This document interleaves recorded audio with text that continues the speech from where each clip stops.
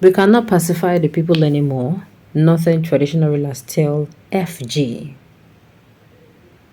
Seek divine intervention through prayers over hardship. Sultan urges Nigerians.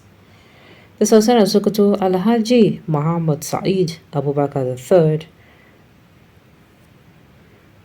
monarchs from the north under the umbrella of Northern Traditional Council by the Sultan of Sokoto, Alhaji Muhammad Sa'id Abubakar, have told the federal government that unless the necessary action is taken, insecurity, poverty, and unemployment in Nigeria, and the north in particular, have made Nigeria sit on a keg of gunpowder ready to explode. The Sultan spoke on Wednesday at the Arewa House, Kaduna, during the 6th Executive Northern Traditional Council Committee meeting, where he told the federal government that the traditional rulers, religious leaders, as well as state governors, have been pacifying the masses and the jobless youth from revolting against political leaders at the harm of affairs. It is getting to a level that traditional leaders could no longer pacify the people from revolting against government and political leaders that supposed to find solution to the lingering socio-economic plight, she said. And let us not take it for granted people are quiet. People are quiet for a reason, because people have been talking to them. We have been talking to them. We have been trying to tell them things will be okay, and they keep on believing. I pray to Almighty Allah that they will not wake up one day and say we no longer believe in you, because that will be the biggest problem. Because we cannot quieten these people as traditional spiritual leaders and diplomats forever. We have reached that level. People are very agitated, people are hungry, people are angry, but they still believe that there are people who can talk to them. They believe in some of their governors, some other traditional rulers, and some of their religious leaders. Fortunately, some of us doubled as traditional and religious leaders. So we have this wondrous task of reaching out to everybody, calm them down, and assure them things will be okay, and they should continue to pray and still do something good, because prayer without work will not bring anything good. To make matters worse, we are faced with rising level of poverty of most of our people, lack normal sources of livelihood by the common man to have even a good meal a day. But I believe talking about insecurity and the rising level of poverty are two issues that we cannot fold our arms and think everything is okay. I have said it so many times and at so many fora that things are not okay in Nigeria, and of course, things are not okay in the north. What are the real issues bringing about poverty and rising cases of insecurity?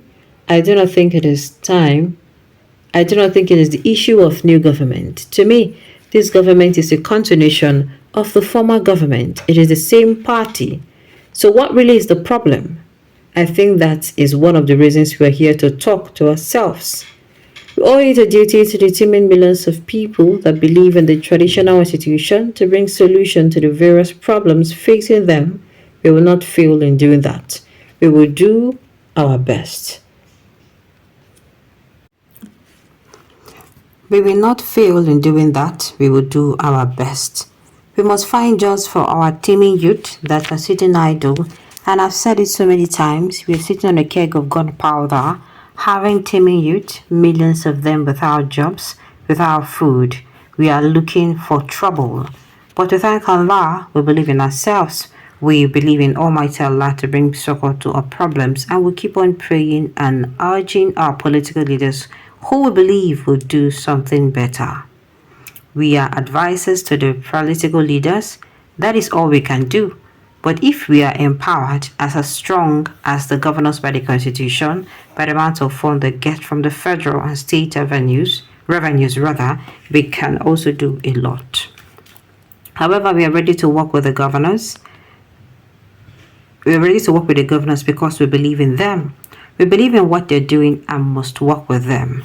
And if the government too want to have peace and stability in the state, they must work with the traditional leaders. We are gathered here again for the sole purpose of looking at the issue troubling our dear northern state. We also invited the security chiefs, the IGP, the Chief of Defense Staff, the DG, SSS to be with us and interact with us because our concern for the rising insecurity in the north in particular. We have had such meetings before with the Northern governor. So many times as Kashim Ibrahim's house, we've entered into a new cycle of leadership. Some new governors have come on board while some are having their second term, and still we are faced with these insecurity issues. I have said it so many times that we never lack solution to a problem. What we lack is implementation, because we meet today, we bring out so many beautiful ideas on how to solve our problems. We go back to our various places and go to bed, leaving such solutions here in the conference hall. So, how do we implement them? This is why we invited the leadership of Coalition of Northern Group CNG to come and interact with us on the outcome of similar meeting they organized in Abuja.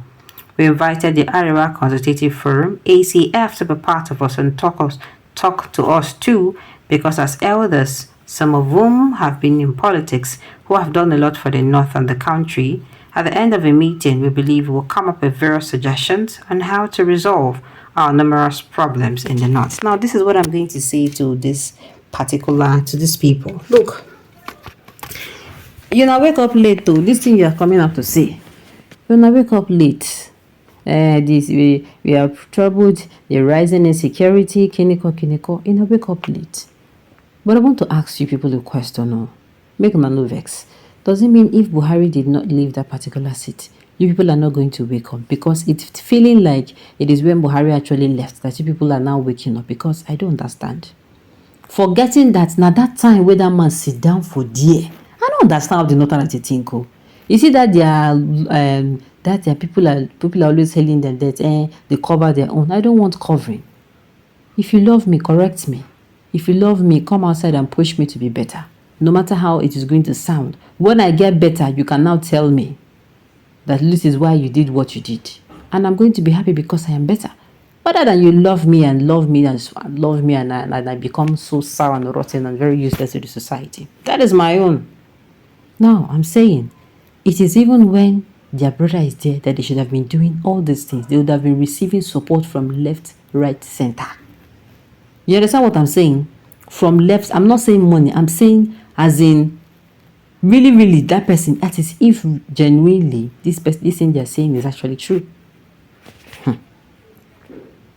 Because if you listen to them, they're coming out now, they want to do that, the religious leaders, this one that, they will do meeting, after they do meeting, and I'm glad there is even truthful, it's coming out to say they have an implementation problem. Good. They should look for ways to implement, because if you do not implement, no matter how you plan, even as a human being, no matter how you plan,